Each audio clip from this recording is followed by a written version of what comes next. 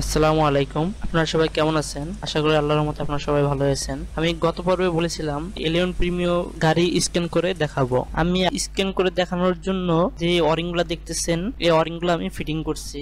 দেখুন এখানে কি কি আছে। এখানে ignition switch, remote control system, যেটা OBD2 কানেকশনটা, আর একটা মিটার বোর্ড। দেখেন এখানে ভিপ দিতেছে, ইমোবিলাইজারের যে সিগন্যালটা দেখাচ্ছে। স্মার্ট কি কন্ট্রোলার এটা।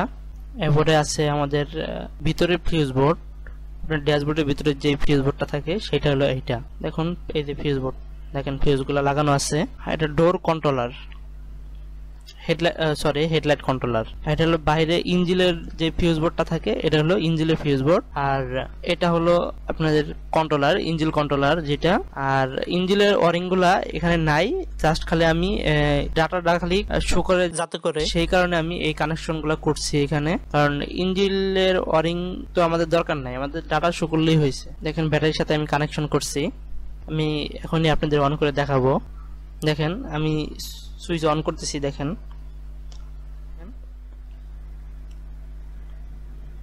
দেখেন সার্ভিসটা অন হয়ে গেছে।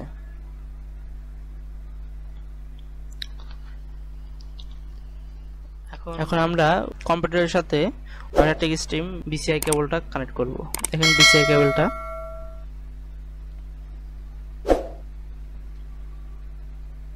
কেবলটা আমি কানেক্ট করতেছি।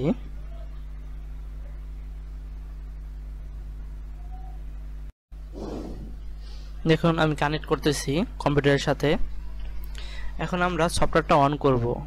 দেখেন আমি অন করতেছি।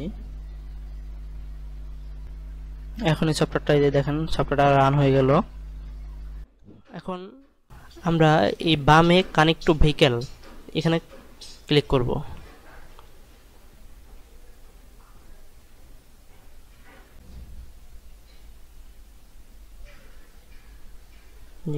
সফটওয়্যারটা রান হচ্ছে। হ্যাঁ দেখেন আমাদের এখানে প্রিমিও 12 মডেল যে গাড়িটা, এই ওয়ারিংটা আমরা লাগাইছি, কন্ট্রোলার আর মিটার বোর্ড এবং অন্যান্য বাকি জিনিসপত্র। তো সেই কারণে এখানে দেখেন 1NZ FE ইঞ্জিন নাম্বারটা চলে আসছে। এখানে টয়টা, এখানে আমাদের এখন সিলেক্ট করতে হবে সিলেক্ট মডেল, কোন মডেলের গাড়ি। এলিয়ন প্রিমিও, টয়টার ভিতরে আমাদের এলিয়ন প্রিমিও, যেহেতু আমাদের গাড়িটা প্রিমিও ছিল সেই কারণে আমরা প্রিমিও সিলেক্ট করব, এলিয়ন প্রিমিও সিলেক্ট করব। আর অন্যান্য গাড়ির ক্ষেত্রে Corolla, Corolla এগুলোর ক্ষেত্রে Corolla সিলেক্ট করতে হয়। তো আমরা প্রিমিও সিলেক্ট করতেছি। এখন দেখেন নিচে সিলেক্ট আরেকটা অপশন আসছে, এটা একবারে নিচের যেটা আছে এটাতে আমরা ক্লিক করব। তাহলে উপরে যে দুইটা আছে দুইটা সহকারে এটা সহকারে চলে আসবে, সবগুলো একসাথে চলে আসবে এটার ভিতরে। এখন নেক্সট।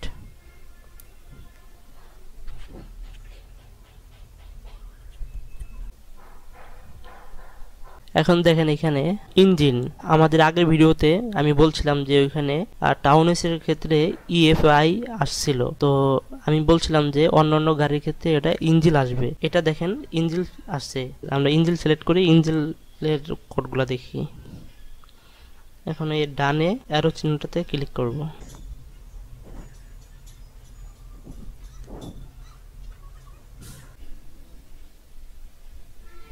দেখেন এখানে কোডগুলো চলে আসছে, অনেকগুলো কোড আসছে। যেহেতু আমি শুধু কন্ট্রোলারটা লাগাইছি, এখানে ইঞ্জিন ওয়ারিং আমি এখানে লাগাইনি, আর সেন্সরগুলো তো যেহেতু খোলা সব, শুধু আমি কন্ট্রোলারটা লাগাইছি, যার কারণে আমার এখানে সবগুলা কোডগুলো আসছে। দেখি আমি ডিলিট করে যাই কিনা, ইরেজ করি আগে।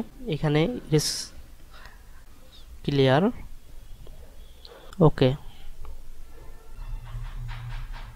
দেখেন কোডগুলা যায় নাই, কারণ এটা সেন্সরগুলো সব খোলা নাই। যেহেতু এখানে সেন্সরগুলো নাই সেই কারণে এগুলো কোডগুলো সবগুলো দেখাচ্ছে। আমি আমার আগের ভিডিওতে আমি বলছি, যদি না থাকে বা সেন্সর খোলা থাকে সেক্ষেত্রে এটা কোডটা যাবে না, ইরেজ করলেও যাবে না। দেখেন আমি ইরেজ করলাম কিন্তু আমার কোডগুলো গেল না, যেহেতু আমার শুধু কন্ট্রোলার লাগানো আছে সেই কারণে। তো আমরা ডাটা লিস্টে ক্লিক করি।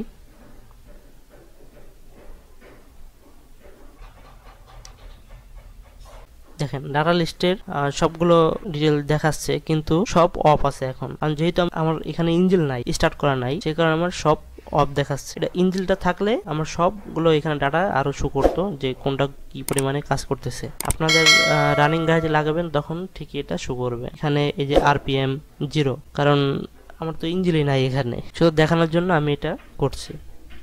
আর ক্যালিব্রেশন যখন করতে হয়, ক্যালিব্রেশন করার জন্য আপনাকে এই অপশনটাতে ক্লিক করতে হবে, ইউটিলিটি, এখানে ক্লিক করতে হবে।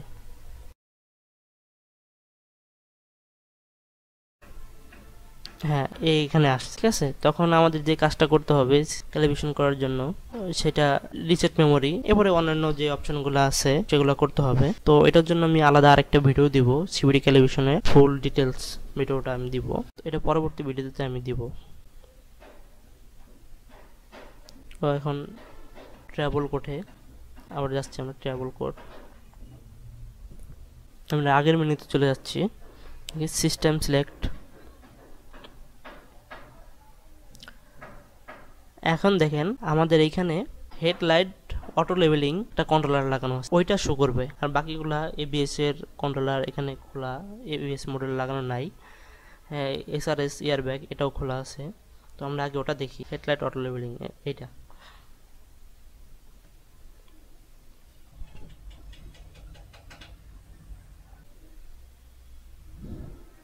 দেখেন এখানে একটা কোড আসছে, এই কোডটা আসছে যেহেতু ওই কন্ট্রোলারটা লাগানো আছে হেডলাইটের, তার কারণে এই কোডটা আসছে। দেখি রেস করে যায় কিনা, কারণ আমাদের সব তো খোলাই আছে, এখানে শুধু কন্ট্রোলারগুলো আমি লাগিয়ে এটা চেক করতেছি।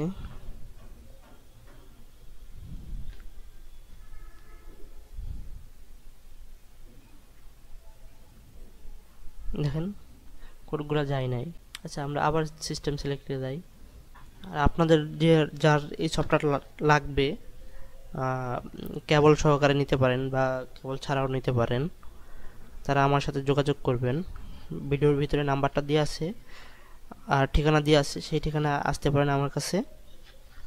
আর ফোনের মাধ্যমেও যোগাযোগ করতে পারেন, কোরিয়ার সার্ভিসের মাধ্যমে বাংলাদেশের যে কোনো জায়গায় আমরা পাঠিয়ে থাকি। দেখি আমরা এসআরএস এটাতে ক্লিক করি।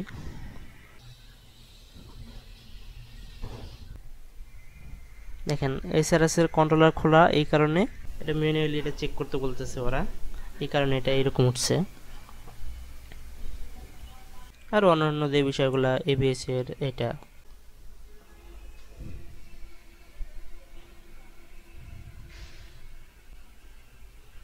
আবার আমরা ইঞ্জিনের কোডটা দেখি আবার, দেখেন চলে আসছে। আবার ডাটা লিস্টটা দেখি,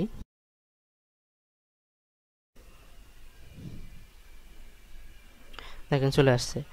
আর আপনার বাজারে যেই ধরনের সফটওয়্যারগুলো পাওয়া যায়, যেটা ওই যে কপি আপনার হ্যাক করা যে সফটওয়্যারগুলো, সেটা কিন্তু এই ডাটা লিস্টটা দেখায় না।